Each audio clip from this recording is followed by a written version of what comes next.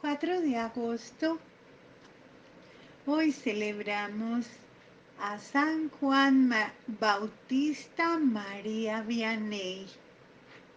En 1806, el cura de Écully, padre Valle, abrió una escuela para aspirantes a eclesiásticos y Juan Bautista María Vianney fue enviado a ella.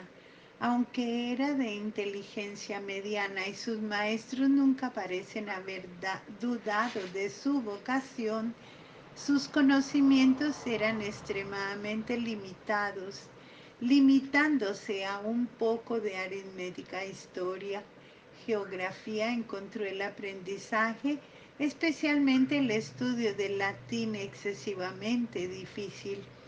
Uno de sus compañeros, Matías Loras, después primer obispo de Dubuque, le ayudaba en sus lecciones de latín. Pero ahora se presentó otro obstáculo. El joven Vianney fue llamado a filas al haber obligado la guerra de España y la urgente necesidad de reclutas a Napoleón a retirar la exención que disfrutaban los estudiantes eclesiásticos en la diócesis de su tío el cardenal Fesch. Matthew Vianney intentó sin éxito procurarse un instituto, de modo que su hijo se vio obligado a incorporarse. Su regimiento pronto recibió la orden de marchar. La mañana de la partida, Juan Bautista María fue a la iglesia a rezar y a su vuelta a los cuarteles encontró que sus camaradas ya se habían ido. Se le amenazó con un arresto, pero el capitán del reclutamiento creyó lo que le contaba y lo mandó tras las tropas.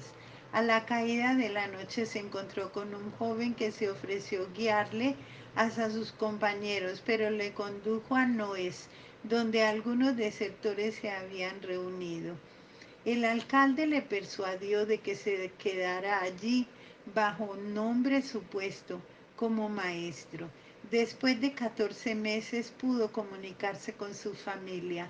Su padre se enfadó al saber que era un desertor y le ordenó que se entregara, pero la cuestión fue solucionada por su hermano menor, que se ofreció a servir en su lugar y fue aceptado.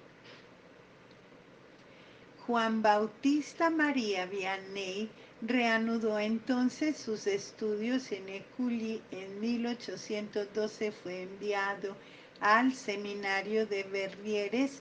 Estaba tan mal en latín que se vio forzado a seguir el curso de filosofía en francés. Suspendió el examen de ingreso al seminario propiamente dicho, pero un nuevo examen de 3 meses más tarde lo aprobó. El 13 de agosto de 1815 fue ordenado sacerdote por Monseñor Simón, obispo de Grenoble. Sus dificultades en los estudios preparatorios parecen haberse debido a una falta de flexibilidad mental al tratar con la teoría como algo distinto de la práctica, una falta justificada por la insuficiencia de su primera escolarización, la avanzada edad a la que comenzó a estudiar, el hecho de no tener más que una inteligencia mediana y que estuviera muy adelantado en ciencia espiritual y en la práctica de la virtud mucho antes de que llegara a estudiarla en abstracto. Fue enviado a Écully como ayudante del padre Valle, quien fue el primero en reconocer y animar su vocación, que le instó a perseverar cuando los obstáculos en su camino le parecían insuperables, que intercedió ante los examinadores cuando suspendió el ingreso en el seminario mayor y que era su modelo tanto como su protector y preceptor. En 1818, tras la muerte del padre Valle, Vianney fue hecho párroco de Ars, una aldea no muy lejos de Lyon. Fue en el ejército de las funciones de párroco en esta remota Fue en el ejercicio de las funciones de párroco en esta remota aldea francesa en las que el cura de Ars se hizo conocido en toda Francia y en el mundo cristiano. Algunos años después de llegar a Ars, fundó una especie de orfanato para jóvenes desamparadas. Se le llamó La Providencia y fue el modelo de instituciones similares establecidas más tarde por toda Francia. El propio Vianney instruía a las niñas de la Providencia en el catecismo y estas enseñanzas catequéticas llegaron a ser tan populares que al final se daban todos los días en la iglesia a grandes multitudes. La Providencia fue la favorita del cura de Ars, pero aunque tuvo éxito fue cerrada en 1847 porque el santo cura pensaba que no estaba justificado mantenerla frente a la oposición de mucha buena gente. Su cierre fue una pesada prueba para él. Pero la principal labor del cura de Ars fue la dirección de almas.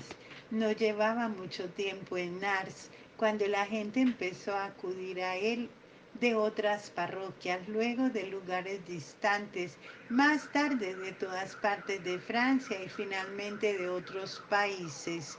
Ya en 1835, su obispo le prohibió asistir a los retiros anuales del clero diocesano porque las almas le esperaban allí. Durante los últimos 10 años de su vida, pasó de 16 a 18 horas diarias en el confesionario. Su consejo era buscado por obispos, sacerdotes, religiosos, jóvenes y mujeres con dudas sobre su vocación, pecadores, personas con toda clase de dificultades y enfermos. En 1855 el número de peregrinos había alcanzado los 20.000 al año. Las personas más distinguidas visitaban Ars con la finalidad de ver al santo cura y oír su enseñanza cotidiana. El venerable padre Colín se ordenó diácono al mismo tiempo y fue su amigo de toda la vida, mientras que la Madre María de la Providencia fundaba las Hermanas Auxiliadoras de las Almas del Purgatorio por su consejo y con su constante aliento. Su dirección se caracterizaba por el sentido común, su notable perspicacia y conocimiento sobrenatural. A veces adivinaba pecados no revelados en una confesión imperfecta.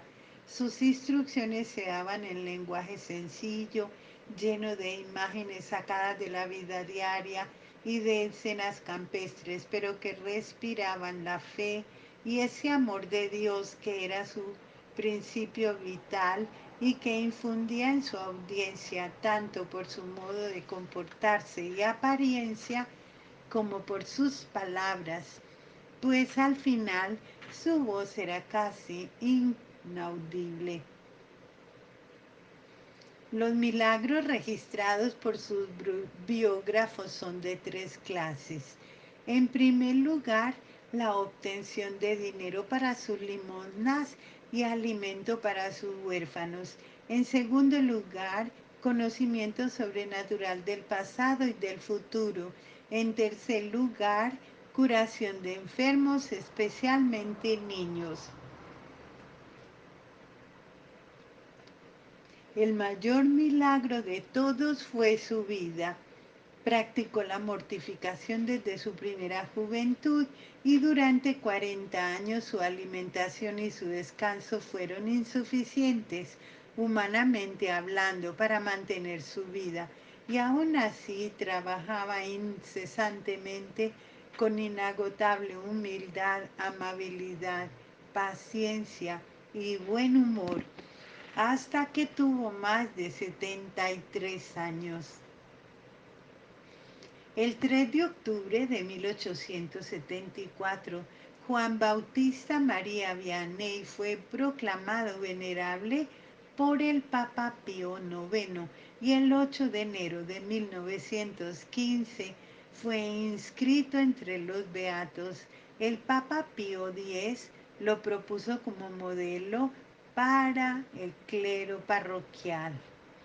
En 1925 el Papa Pío XI lo canonizó y su fiesta se celebra los 4 de agosto. Alabado sea Jesucristo.